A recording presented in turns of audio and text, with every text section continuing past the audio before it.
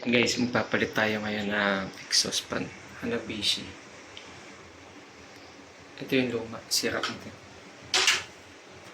Hanabishi na 10 inches. Ang ipapalit natin is Akari. Ano to? 10 inches na ito. Yan guys, kakabit nyo lang yung dalawang wire doon sa dalawang.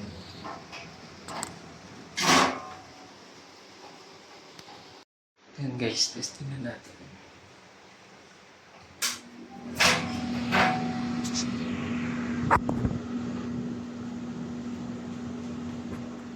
Yan na guys, gumagana na.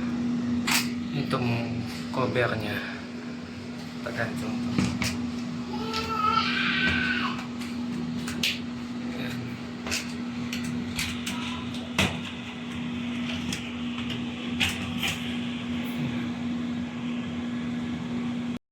Okay na guys, kung nakatulong tong video natin na to, please like, share, and subscribe. Salamat.